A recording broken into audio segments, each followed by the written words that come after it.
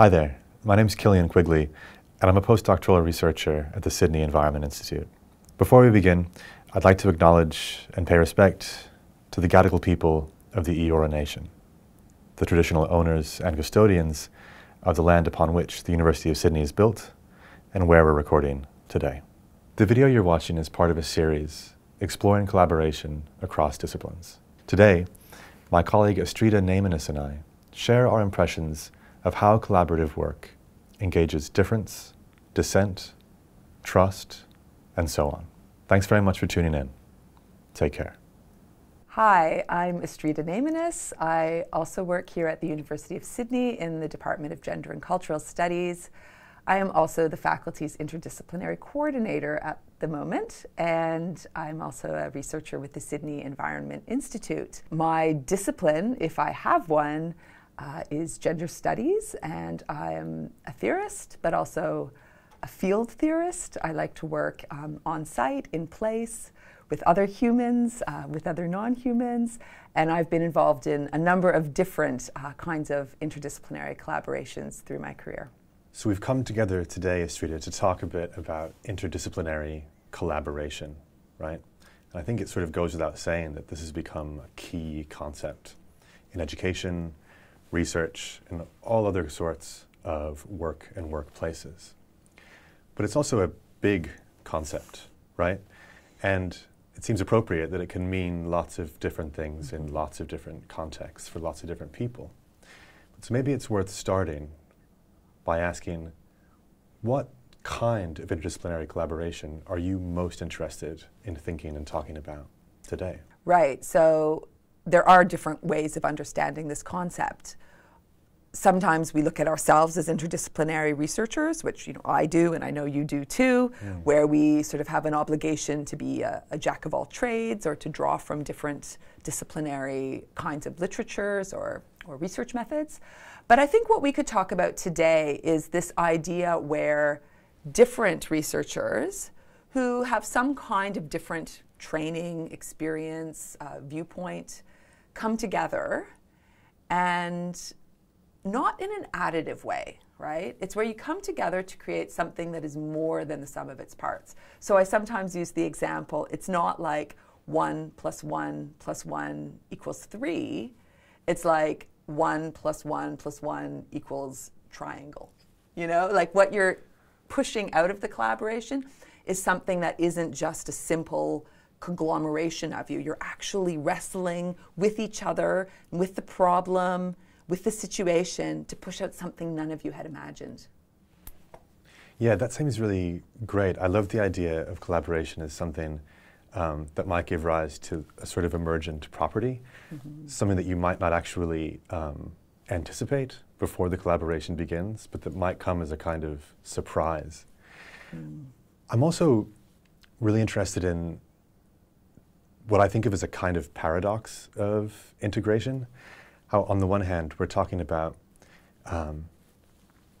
scholars, practitioners, different ways of knowing, different ways of thinking, coming together to mobilize themselves toward some kind of a goal together, while at the same time respecting the differences that exist among these different ways. It's not about assimilating or overpowering. I think one of the real challenges with a good interdisciplinary collaboration is finding like the sweet spot where part of everybody's worldview, contribution, way of doing things can be held sort of and be done justice, A number of people have written about this. I think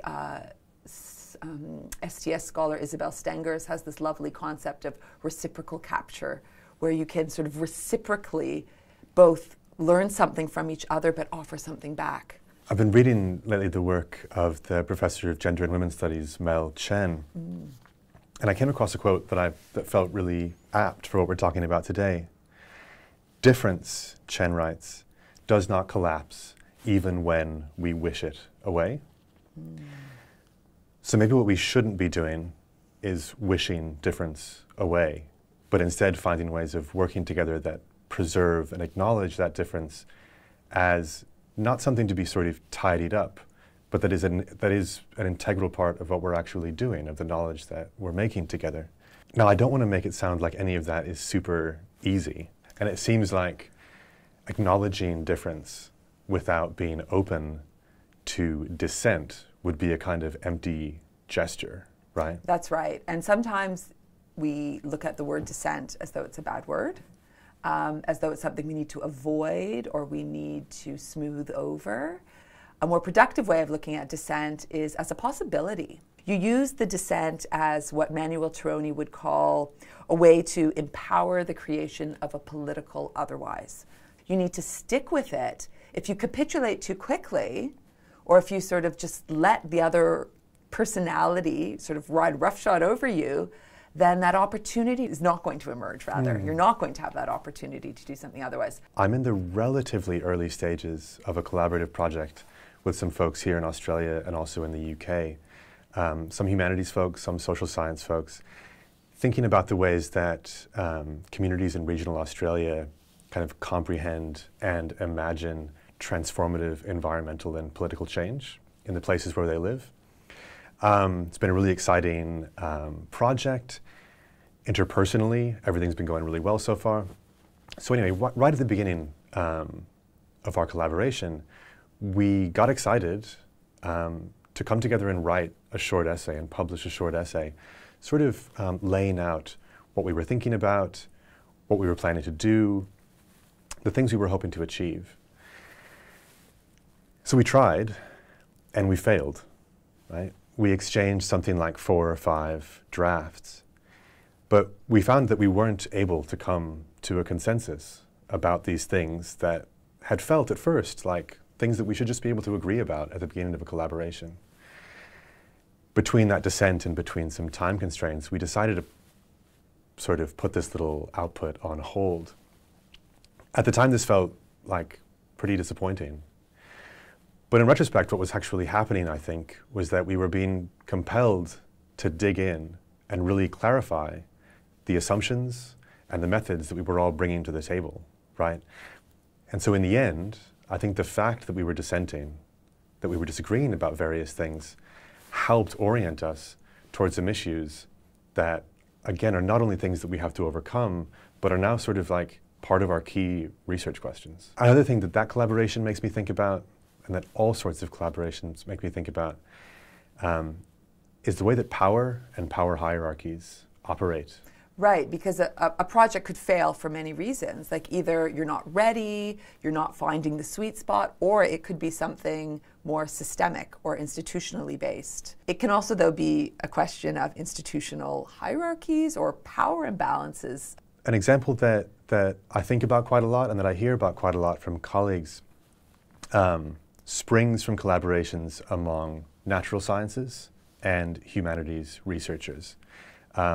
A sort of classic tension that often arises there is around the idea, sometimes the misperception, sometimes I think the correct perception, that a collaboration between the natural sciences and the humanities basically amounts to a humanities researcher translating natural scientific knowledge into a more accessible or a more palatable or a more poetic form, or whatever the case may be.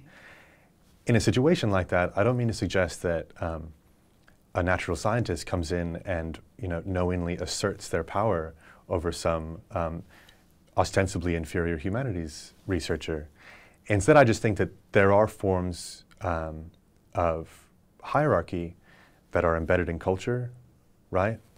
And it's good to acknowledge those, right? Exactly. Because if we can talk about them and acknowledge them, maybe we can clear the way for some of the, for not very good reasons, less valued disciplines or contributions to actually feel more empowered. Absolutely. We can also think, of course, about hierarchies among folks at different career stages, among students at different stages, among academics at different stages. Also, we can think about the ways that different categories of staff are valued differently, right? The ways in which different forms of expertise may be coded in different ways and be given more, again, implicit or explicit power in these ways. As you were saying before, I think what's so vital is that in the structures of collaboration, there are moments created for surfacing these dynamics, right? That's right. I mean, when you're working in your own community, whether it's a disciplinary community or in your own classroom, there are sort of understood protocols for how to do things, how to get on. When you're all of a sudden bringing people from different places together, it's a different kind of cultural competence. But there are certain commonalities: protocols, good communication, taking time, listening, respecting difference, not shying away from dissent. Absolutely. I love what you're saying about respect. It seems like it's closely related to another concept that's important here, which is trust. It seems like when we're talking about working with and through dissent toward what we might call compromise, the potential for that to be successful has so much to do with the respect we feel like we're being shown and the respect that we're showing other collaborators and the trust we have. That's right. And I think this flexibility maybe brings us to the last thing we could maybe discuss in this little conversation, which is about the need also for experimentation, right? You could have protocols set up, but right now we're in a place in the academy, within research contexts, where interdisciplinary collaboration is still very experimental. So I'm thinking, for example, of the chance you and I had to collaborate a few years ago on the Fathom workshop, where we brought together 12 or 15 different researchers for just one day. I threw you all the question, how do you know the bottom of the sea? So we had an artist, a dancer, a marine biologist, a sociologist, a geographer, a literary studies person, a gender studies person, a cultural studies, and we all, in this really interesting, experimental, short-lived way, came up with a very interesting product where we tried to write a very short article about what it means to know the undersea, but that could accommodate a contribution from very different kinds of perspectives, ultimately showing that this kind of question can only be answered interdisciplinarily. There is no one right answer. Astrida, thanks a lot. I've really enjoyed our conversation. It feels like it's been wide-ranging. Feels like we've touched on a lot of different things, but it also feels like there's some really important sort of through threads and themes that we've been able to raise and come back to a couple of times. That's right. Thanks so much, Killian. It's still a wide open space, but we're slowly learning lessons and coming up with some good ideas to keep collaborating. Exactly. Yeah. So as we continue to do so, thanks very much for watching.